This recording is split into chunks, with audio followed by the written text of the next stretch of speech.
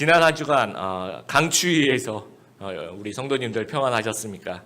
수돗물이 안 나오는 집도 있고 보일러 작동이 안 되는 집들도 있었고 저희 집까지 자동차 시동이 안 걸리는 집들이 있어서 곤란한 가운데 계셨던 우리 성도님들이 계셨을 겁니다. 기온이 떨어지면 원두커피, 편의점 원두커피 같은 따뜻한 이 겨울 상품의 매출이 크게 올라간다고 합니다. 반면에 스포츠 음료 같은 것들이 이제 겨울철 판매량이 여름철에 한 35% 선으로 이렇게 떨어진다라고 합니다. 코카콜라는 여러분 어떨까요?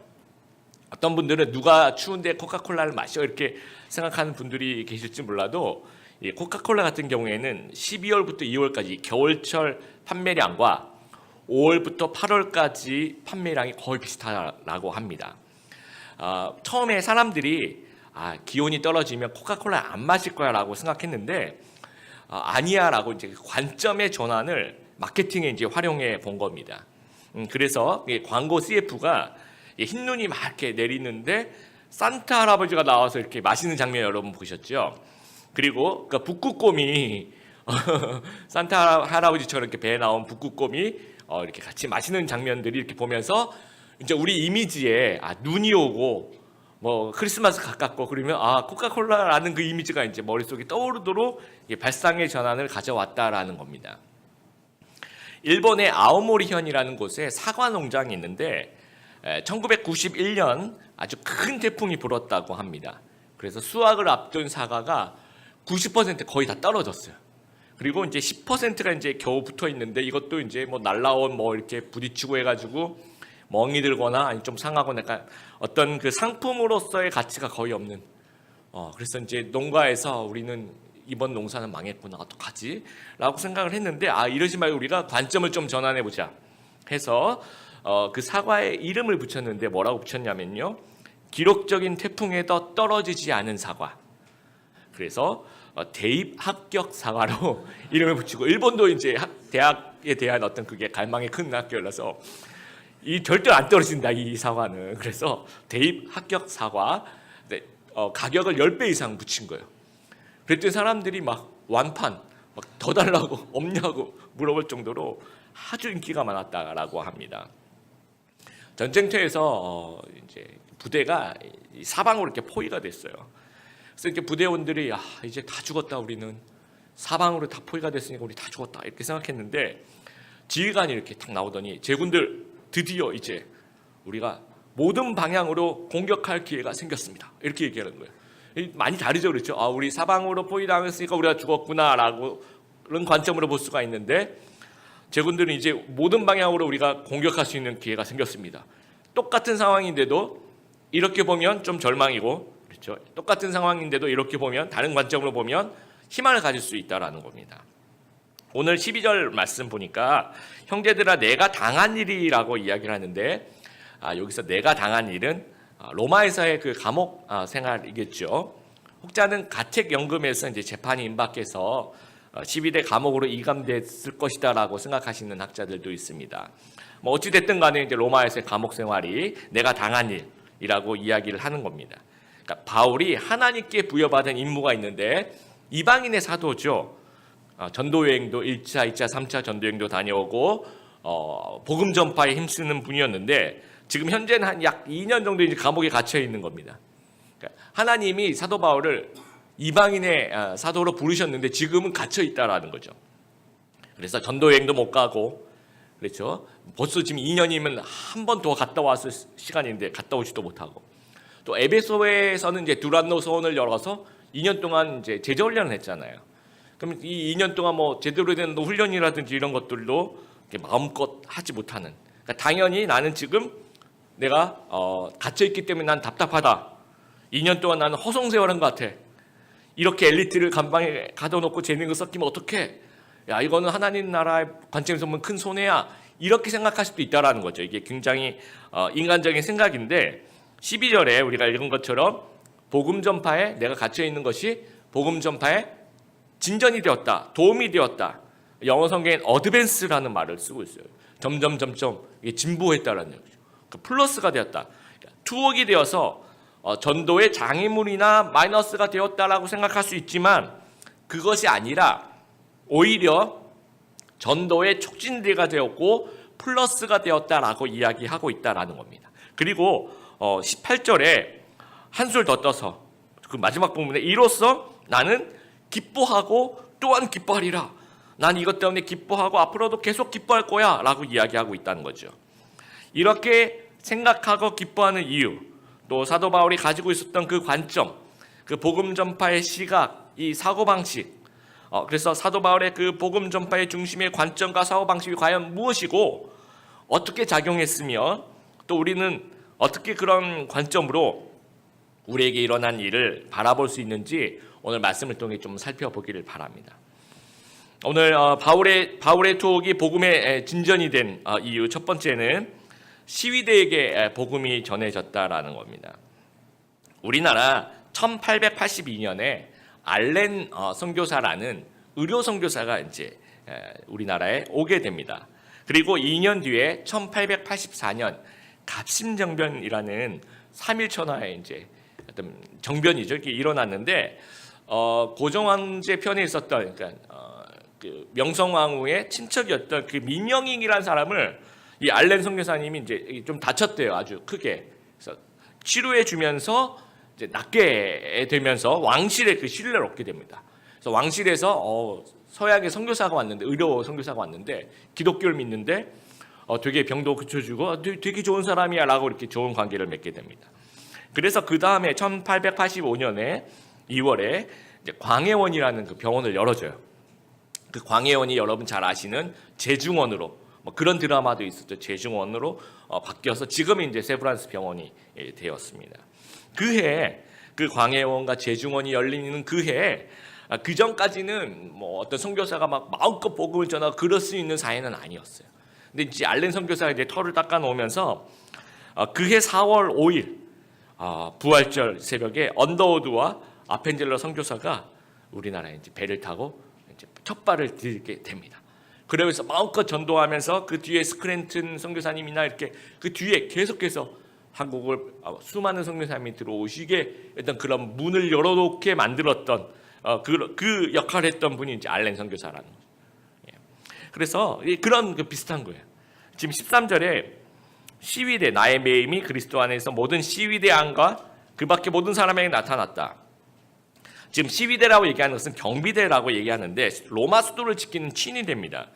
근데 로마 수도를 지키는 그 일반 군인이 아니라 뭐 군인이긴 한데 아무나 이렇게 시키는 것이 아니죠. 아주 엘리트 충성파, 그다음에 최측근, 또 귀족과 왕실의 자녀들, 또 귀족과 왕실로 이루어진 그러니까 시위대와 경비대는 굉장히 어떻게 보면 엘리트 군인이라는 거죠. 그리고 바울은 이름이 굉장히 알려진 VIP 죄수이다 보니까 시위대와 그 경비대 관할인 거예요. 그리고 일반 죄수들도 있고 뭐 잡범들 속에서 이 사람은 신앙 때문에 잡혀온 사람이야라고 이제 소문이 나기 시작했죠. 그럼 뭐 양심수라고 해야 될까요? 까마귀 떼 안에 이제 백로 같은 그런 분위기였을 거라고 생각합니다. 그렇죠?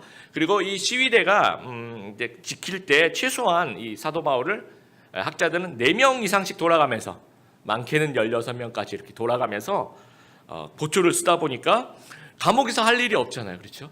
가만히 이렇게 있어야 되고 보초를 써야 되고 그러니까 날마다 같이 대화하고 복음을 전파하고 영향력을 끼치다 보니까 이 시위대 안에 이제 복음이 전파됐다라는 거죠. 이 엄청난 기회를 하나님께서 주셨다라는 겁니다. 그래서 빌립보서 나중에 4장 22절에 가면 사도 바울이 빌립보 교회한테 이제 문안하는데 내 주위에 있는 사람들도 너희 안녕이라고 문안해라고 얘기하면서 특별히 가이사의 집 사람들 중 몇몇이 너에게 문안한다라고 이야기를 합니다. 가이사의 집은 뭡니까? 황제 왕실 사람들에게 이미 이제 복음이 들어갔다라는 얘기입니다. 그러면 바울이 전략적으로 이 똑똑한 사람들만 전도했냐? 이 그런 의미는 아니에요. 빌립보에서도 사도 바울이 옷감 장사에게도 복음을 전하고 여자들에게 복음을 전하고 귀신 들린 사람에게도 복음을 전하고 장애인들에게도 복음을 전하고 또 만난 사람이 총독과 또 분봉왕이면 또 총독과 분봉왕에게 또 복음을 전하고 그러니까 삶의 현장에서 자기가 처한 그 상황에 관계없이 만나는 사람마다 이 복음 전파의 관점으로 바라보게 됐다라는 겁니다. 이 감옥이라는 것이 너무 이건 나는 저주받았어. 감옥 너무 싫어. 난 여기 있어야 될 사람이 아니야. 이런 관점으로 본 게 아니고 주어진 상황에서 하나님이 내가 서 있는 이 감옥에서 복음 전하라는 또 하나님의 뜻이 있나 보다라고 생각했던 거죠. 그래서 지금은 감옥에서 만난 사람 복음 전해야지라는 시각으로 보게 되니까 감옥에서 만난 사람들이 시위대인 거죠. 그래서 그분들한테 이제 복음을 전하다 보니까 점점 이제 상류층에게 자연스럽게 복음을 전파하게 되었다라는 겁니다. 그래서 로마가 AD 313년에 그 콘스탄티누스 황제가 밀라노 칙령으로 인해서 그 기독교를 공인해요. 그때 학자들이 그때 활약했었던 사람들이 이 크리스찬들, 고관 출신의 크리스찬들일 것이다라고 이야기합니다. 10% 미만의 그 고위 관료 출신의. 그래서 어떤 분들은 콘스탄티누스 황제의 어머니 헬레나가 크리스찬이었다라고 얘기하는 분들도 있을 정도로 결정적인 역할을 했다라고 합니다. 그러니까 저희들 같은 경우에 지금 감옥에 있는, 여러분 감옥에 지금 있으시면 여기 못 오셨겠죠, 그죠? 그런 상황은 아니지만 감옥 같은 상황에 있을 수도 있습니다. 내가 내 마음에 안 드는 직장에 다닐 수도 있는 거고, 또 내가 원하지 않는 그런 환경 속에 내가 있을 수도 있고, 또 학생일 수도 있고, 취준생일 수도 있고, 뭐 육아하는 주부일 수도 있고, 또 어떤 마음이 힘든 곳에 여러분이 서 있을 수도 있습니다. 근데 개인적인 관점으로 보면 답답하다. 내 재능을 썩히고 있는 것 같아. 나한테 마이너스가 되는 것 같아. 이렇게 생각할 수도 있지만 복음 전파의 관점으로 보면 이곳에서 복음을 전할 기회가 될 수 있다라는 겁니다. 사도 바울처럼. 그리고 예상치 못한 영향력이 생길 수 있다라는 거예요. 그리고 누군가의 영혼을 살릴 수 있는 귀한 기회를 하나님이 오늘 저희들에게 주실 수도 있다라는 겁니다. 그래서 그런 관점으로, 그 복음 전파의 관점으로 볼 수 있어야 된다라는 겁니다. 두 번째, 바울의 투옥이 복음의 진전이 된 이유는 성도들이 담대히 복음을 전하게 됐다라는 겁니다. 한동대가 이제 2001년에 그 당시 그 총장님이 지금 이제 은퇴하셨죠. 김영길 총장님이 그 나라에서 이제 국고보조금을 주었는데, 이제 국고보조금으로 그 대학을 위해서 써야 되는데, 이제 그 대학이 되게 좋은, 한동대 되게 좋은 대학인데요. 믿음의 대학이고 재정적으로 많이 좀 어려웠었대요. 그래서 교수님들 월급을 못 주고 있어서 국고 보조금이 들어오자마자 이제 교수님들 그 중에서 일부를 이제 교수님들 월급을 이제 준 거예요. 그런데 우리나라의 그 법에 그런 게 있대요. 보조금 예산 및 관리에 관한 법률 뭐 이런 게 있어서 국고 보조금으로 들어온 대학에 그거는 이제 교수님들 월급을 주면 그걸로 주면 안 돼. 그걸 가지고 대학이 다른 것을 위해서 써야 된다라고 합니다. 그래서 그것 때문에 이제 구속이 된 거예요. 그 총장님이 구속이 되니까 이 학생들의 그 마음에 불을 당긴 거예요. 우리 존경하고 사랑하는 우리 총장님을 데려갔다는 거죠. 학생들이 막 스승의 날이 이제 그 며칠 후 이제 스승의 날이었대요. 1,500명의 학생들이 버스 29대 나눠 타서 이 교도소 앞에 와가지고 이 교도소 담장 앞에서 스승의 노래를 막 불렀대요. 여러분 얼마나 감동스럽고, 여러분 어느 조직이 그렇게 하겠어요? 그 스승의 노래가 아니고 형님의 노래, 뭐 형님의 은혜는 하늘 같아서 뭐 그럴까요? 여러분 그것도 고등학생도 아니고 대학생이 그렇다는 것은 정말 존경한다는 얘기예요. 여러분 대학생 때 어떻게 뭐 하여튼 총장님 나가라는 대모는 하지만 우리 총장님 왜 잡아가냐고 막 스승의 노래 부르는 학생들이 어디 있어요? 그만큼 이 분의 고난이 학생들의 마음에 막 불을 지른 거예요. 그래서 총장님이 늘 얘기하시는 것처럼 우리도 그렇게 살겠다고 막 결심하고, 또 이 후원자들의 마음에 불을 당긴 거예요. 내가 사랑하고 기도한 학교가 이렇게 어려웠단 말이야 하면서 그 구속 54일 동안 감옥에 있었대요. 그 54일 동안에 4억 원 이상의 이제 후원금이 들어왔다고 합니다. 그래서 이제 그 구속을 이제 보석으로 풀려날 때 우리 대학 직원들이 이제 좀 더 감옥에 있으시면 안 되냐고, 지금 막 후원금이 들어오고 있는데 지금 나오시면 어떡하냐고 그렇게 농담할 정도로, 그 정도로 이제 이분의 고난이 학생들의 마음에 불을 붙이고, 또 후원자들의 마음에 불을 붙이고, 또 기도하는 그 교회들의 불을 붙였다라는 겁니다. 그러니까 사도 바울이 감옥에 갇혀 있으니까 바울을 사랑하는 이 성도들의 마음에 불이 막 올라오기 시작한 거예요. 여러분 14절을 보세요. 형제 중 다수가 나의 매임으로 말미암아 주 안에서 신뢰함으로 겁없이 용기 있게 하나님의 말씀을 더욱 담대히 전하게 되었다. 16절에 보세요. 이들은 내가 복음을 변증하기 위해서 세우심을 받은 줄 알고 사랑하는 마음으로 한다. 내가 존경하는, 내가 정말 사랑하는 사도 바울이 감옥에 갔단 말이야. 가만히 있으면 안 되겠다. 막 이 용기가, 이제는 내 차례야. 이제는 내가 나서서 하나님 복음을 정말 전해야 되겠다라는 이 불이 올라오기 시작했다라는 거죠. 여러분, 오늘날 우리 시대는 바울이 아니라 예수님께서 감옥에 가신 것 같은 그러한 비참한 시대를 우리가 좀 살고 있는 것 같아요. 여러분, 예수님이 조롱당하고 교회가 비웃음을 사고 있고 또 교회가 힘을 잃어가는 그런 시대에 우리가 좀 살고 있습니다. 근데 만약에 정말 우리가 이 선한 마음, 우리 빌립보서에서 지금 14절 16절에 이 사랑하는 마음, 선한 마음을 갖고 있다면, 하나님을 사랑하는 그런 마음을 갖고 있으면 같이 비난할 수 없어요. 같이 조롱하지 않고 그럼 나는 은둔하면서 나는 살아야 되겠다, 그렇게 생각하지 않는 거죠. 이 선한 마음이 자극이 되는 거예요. 누군가가 하나님을 욕하고 누군가가 교회를 욕하면 내 안에서 막 이 불같은 마음이 올라와야 되는 거죠. 하나님 편을 들고 싶은 그런 마음이 막 올라오기를 바랍니다. 그래서 우리 마음속에 이런 시대일수록, 이렇게 교회가 힘든 시대일수록, 지금 사도 바울이 감옥에 들어갔을 때 이 사도 바울을 사랑하는 사람들 마음속에 불이 일어난 거죠. 이래서 내 차례다. 내가 이제 복음을 전해야 되겠다. 사도 바울이 못다니 복음을 내가 전해야 되겠다 하면서 복음을 전했다면, 오늘날 정말 우리들 마음속에 정말 예수님이 감옥에 간 것 같은, 교회가 비웃음을 사고 있는 이 시대에 내가 이제는 하나님의 일꾼이 되었어, 내가 해결사가 되고 내가 등불이 되고 내가 섬기는 사람이 되어서 이 복음이 희미해지는 이 시대에 내가 정말 복음을 전파하는 그런 일꾼이 되겠다라는 그런 마음이 우리 안에서 정말 샘솟아오르는 그런 저희들이 되었으면 좋겠습니다. 세 번째, 바울의 투옥이 복음의 진전이 된 이유가 반대 진영의 성도들도 복음을 전했다라는 겁니다. 15절 여러분 보세요. 15절에 이제 뒤부터 이제 읽어보면, 어떤 이들은 착한 뜻으로 그리스도를 전파하니, 아까 제가 말씀드렸죠. 사랑하는 그 사도 바울을 사랑하는 마음에서 이제 마음에 이렇게 불이 올라오게 된 거죠. 그러나 어떤 이들은 투기와 분쟁으로 한다라고 합니다. 어떤 시기와 질투로 복음을 전한대요. 그리고 17절에 보니까 그들은 나의 매임에 괴로움을 더하게 할 줄로 생각하여 순수하지 못하게 다툼으로 그리스도를 전파한다.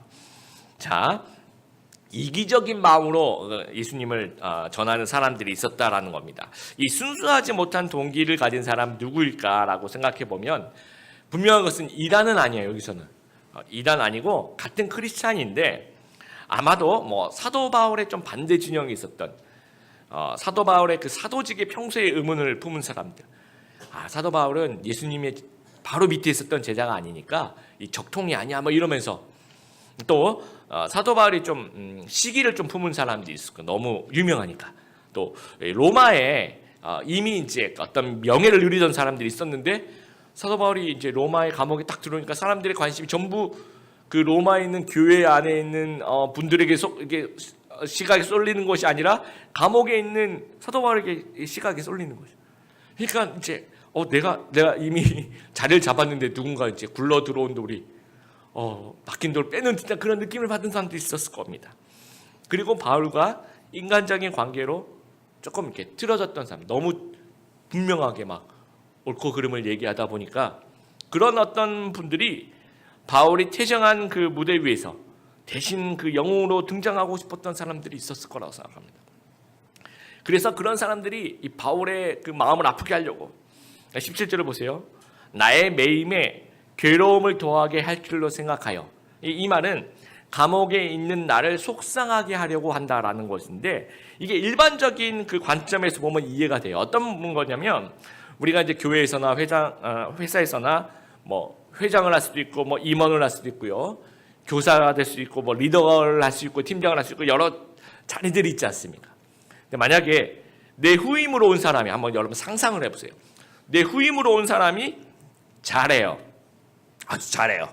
자, 그럼 여러분이 기분이 좋습니까? 아니면 기분이 나쁩니까? 솔직하게 얘기해보세요. 기분이 좋아요? 아니면 나빠요?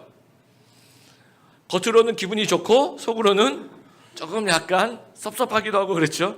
그러니까 너무 그러니까 반대로 너무 잘 못해요. 그리고 사람들이 집사님 역시 구관이 명관이에요. 집사님 있을 때가 너무 잘했어요. 이런 얘기 들으면 오히려 왜 그래요 집사님, 기도해야죠 이러면서 속으로 막 감사헌금하고 싶고 막 기분 되게 좋고 막 막 좀 약간 그런 인간적인 마음이 있죠. 근데 너무 잘해. 막 내 후임자가 너무 잘해. 그러면 어때요, 여러분? 이게 바람직하죠? 바람직한데 뭔가 약간 그 속상하면서 약간 뭐라 그럴까, 소외된 듯한 느낌?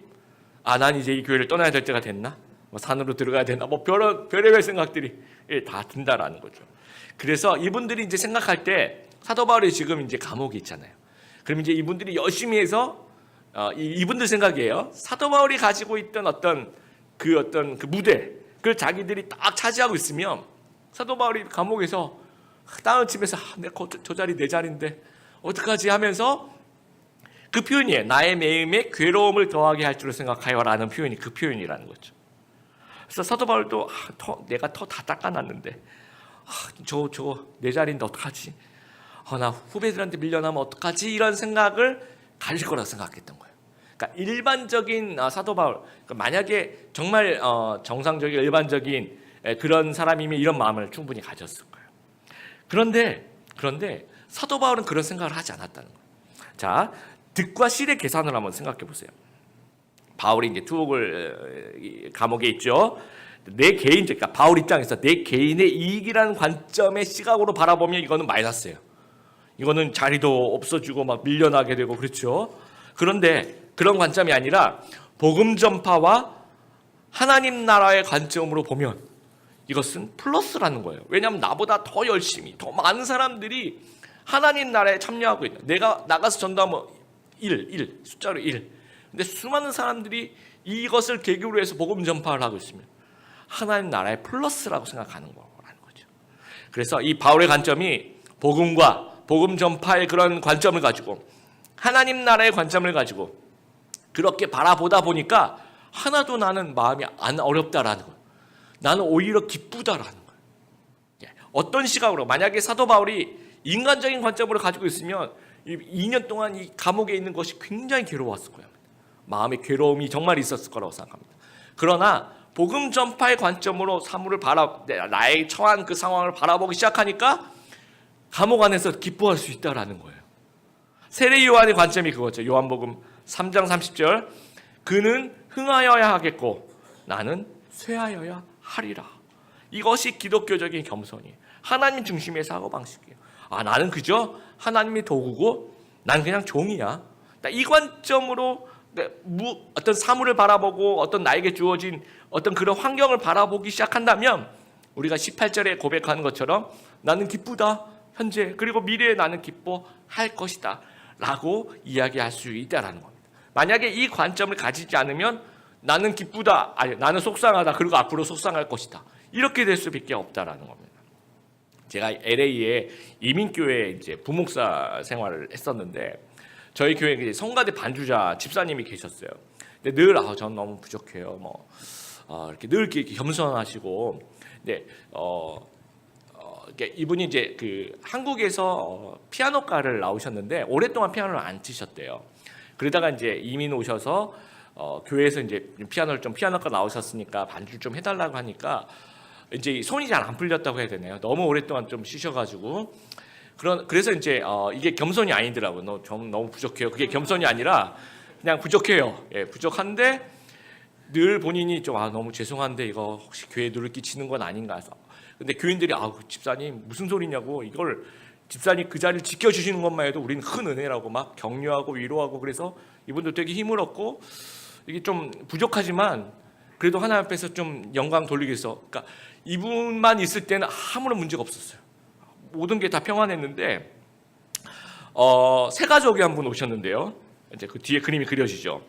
세 가족이 어디서 이제 다른 지역에 계시다가 이제 이쪽 지역으로 이제 벨리 지역으로 이사를 오셨는데 서울에 아주 유명한 대학에 피아노과를 나왔는데 잘 쳐요.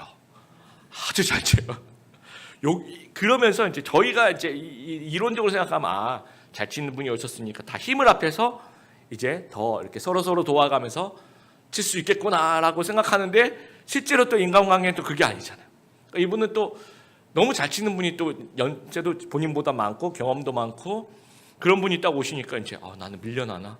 그러면서 막 그 시각으로 보니까 모든 게 다 음모론의 그 시각에 빠지는 거예요. 막 지휘자가 그 전주에 그 악보를 줘야 되는데 깜빡 잊고 그 주에 줬대요. 그러니까 이걸 날 몰아내기 위해서 일부러 그 주에 준 거 아니냐고 뭐 그분 지휘자가 깜빡 잊고 준 건데 그날 지금 내가 못 준다는 거죠. 그러니까 그걸 이용해서 나를 이번 기회에 뭐 밀어내려 하느냐부터 시작해서 섭섭하다, 좀 삐졌다라고 막 하면서 그러니까 이제 교인들은 새로 오신 분한테 그럼 좀 쳐달라고 이제 그러다 보니까 그 또 새로 오신 분들 처음에 알겠습니다 그래서 뭐 쳐줬는데 보니까 이게 분위기가 싸한 거예요. 그래서 저한테 오시지 마시고 원래 계시던 반주자한테 좀 가세요. 그래서 이제 반주자님 쳐주세요. 그럼 저분한테 가서 왜 쳐달라고 하시 나한테 하시냐고. 그럼 또 이쪽에 또 가면 아니라고 또 이게 서로 탁구공에 막 쟤한테 가라 해서 아주 곤란한 아주 오랫동안 곤란했었던 그러니까 교회마다 이런 유사한 저희 교회는 그렇지 않지만 교회마다 이런 유사한 늘 긴장감이 있어요. 그리고 막 몸살을 막 내가 아니면 안 된다고 막 그리고 몸살을 앓습니다. 그러면서 이 교회가 이 복음 전도에 그 초점을 맞춰야 되는데 불필요한 에너지가 막 소모가 되는 거예요. 거기에 에너지가 다 막 모든 교회 에너지가 이분들의 안위를 걱정하면서 싸우지 않게 하기 위해서 이제 다 달라붙어서 했던 기억이 납니다. 자, 여러분 교회에서 그 사도 바울의 그 관점을 가지지 않으면 우리 교회 생활이 좀 힘들 수도 있습니다. 앞으로 교회는 자리들이 존재하지 않습니까? 그렇죠? 리더도 있고 회장도 있고 임원도 있고 팀장, 뭐 집사님, 장로님, 목사도 있고 뭐. 근데 이런 자리들이 영원한 자리들이 아니에요. 그러니까 언제든지 변동이 생길 수 있는 그런 자리입니다. 그래서 자칫 인간적인 마음을 갖게 되면 매주 속상할 수 있어요. 매주 섭섭할 수 있습니다. 그런데 하나님 나라의 관점, 또 복음의 관점, 복음 전파의 관점을 가지고 그런 사고방식으로 보게 되면 소인배가 아니라 대인배가 될 수 있다는 거죠. 꼭 내가 하지 않아도 나는 뒤에서 도와주기만 해도 난 너무 기뻐. 이런 마음 태도가 될 수 있다는 겁니다. 나보다 더 잘하는 사람이 나타나면 기꺼이 동력할 수 있고 기꺼이 손을 잡고 하나님 나라를 같이 이루어 나갈 수 있다는 거죠. 동력자의 기쁨이 곧 나의 기쁨이다. 이런 고백을 할 수 있다는 겁니다. 여러분 날아다니는 새 중에서 이제 기러기 실제로 이제 우리가 기러기에게 배울 것들이 굉장히 많아요. 기러기가 이렇게 꺾인 V자 형태로 반대 방향 V자 형태로 이렇게 날아가지 않습니까? 근데 그 힘센 가장 그 건강한 우두머리 같은 역할을 하는 기러기가 제일 앞에 선대요. 그러면 이 공기 역학상 이건 양력이 생기면서 제일 앞에 있는 기러기가 제일 큰 힘을 받는데 그 오른쪽 뒤쪽 이렇게 가면서 그 힘이 점점 줄어든대요. 그러니까 다른 동료들, 그러니까 이 처음에 이걸 이끌어가는 이 우두머리가 처음에 이제 자기 건강하니까 희생하면서 그 자기 동료들은 훨씬 쉽게 날아갈 수 있다는 거. 그러다가 이 우두머리가 이제 좀 지치잖아요. 그러면 그 나름대로 순서가 있대요. 그래서 이제 체력을 비축한 기러기가 이제 앞에 서요. 그럼 이 기러기는 뒤로 조금씩 뒤로 가면서 좀 체력을 비축합니다. 그리고 시간이 지나가면 또 다른 사람이 앞에 가면서 그리고 이제 끼럭끼럭 하면서 이제 막 다 들리죠? 끼럭끼럭 하면서 막 같이 울잖아요. 그렇죠? 근데 이게 응원가래요. 연구해 본 학자들은 힘내라 하면서 연구해. 만약에 여러분 아까 우리 그런 어떤 몸살 앓고 있는 교회 같으면 기러기가 날아가다가 제일 앞에 있는 우두머리 기러기가 힘들면 흥 하면서 이제 딴 데를 가요. 그럼 다른 기러기가 앞에 나와서 딴 데를 가서 한 10분 20분 지나가면 기러기 이 편대는 없는 거예요. 다 지치면 다 나가는 거죠. 이 우리 교회가 기러기만도 못한 교회가 되면 안 된다라는 겁니다. 다 같이 힘을 합쳐서 돌아가면서 이 우두머리들이 힘을 받아주면 지치면 또 다른 사람한테 도와주고 그리고 같이 기럭기럭 하면서 응원해주고 또 다른 사람이 응원하고 이게 시간이 지나가면서 돌아가면서 이 편대가 유지가 돼요. 그래서 3,000km, 10,000km를 정말 날아다닐 수가 있는 이유가 여기 있다는 거. 근데 우리가 이런 어떤 복음 전파의 시각으로 보지 않으면 정말 하나님 나라가 확장되기 힘들어요. 우리가 하나님 나라를 바라보면서 그 하나님 나라에 초점을 맞춰야 되는데 정말 불필요한 에너지를 관계에 쏟고 있는 거예요. 그래서는 안 된다라는 겁니다. 말씀을 마무리합니다. 여러분 예수님께서 빌라도의 법정에서 십자가를 지시는 그 골고다 언덕으로 가시는 도중에 예수님의 그 좀 힘든 모습을 바라보는 여인들이 막 울어요. 그러니까 우니까 이제 누가복음 23장 28절에 예수님 뭐라고 얘기하시냐면요. 예루살렘의 딸들아 나를 위하여 울지 말고 너희와 너희 자녀를 위해서 울어라라고 얘기합니다. 이게 정말 기가 막힌 말씀이에요. 왜냐하면 인간적인 관점으로 보니까 예수님은 죽으러 가니까 너무 불쌍한 거예요. 그러니까 막 울어요. 그런데 예수님은 그렇게 안 보는 거죠. 복음 전파의 관점을 보니까 복음이 없는 너희는 너희 자신과 너희 자녀들, 복음이 없는 사람들 멸망한다. 나는 이 복음을 성취하기 위해서 하나님 나라에게 쓰임을 받는데 너희는 지금 복음이 없는 상태로 이대로 가면 너희는 다 죽는다. 차라리 너희를 위해서 울어라라고 얘기하는 겁니다. 그런 관점을 좀 가졌으면 좋겠습니다. 우리 예수님 같이 그런 복음 전파의 관점, 이 사도 바울과 같은 그런 관점. 우리가 이 세상 속에 살아가는 크리스찬이지 세속적인 크리스찬이 아니라는 거죠. 그러니까 우리에게 일어난 일을 인간적인 관점으로 보면 우리는 세속적인 크리스찬이 되는 거죠. 그러나 우리에게 일어난 일을 복음 전파의 관점으로 보면 이것은 새로운 소명이 일어나. 이거구나. 또 우리 마음속에 불이 막 일어날 수 있고 희망이 일어날 수 있다는 겁니다. 사도 바울과 같이 하나님 나라와 복음과 복음 전파의 관점으로 우리에게 일어난 일을 바라보게 해석할 수 있는, 그래서 하나님께 칭찬받는, 그래서 우리 공동체를 살릴 수 있는, 우리 공동체의 귀감이 될 수 있는 그런 귀한 하나님의 백성들 다 되시기를 주님의 이름으로 축복합니다.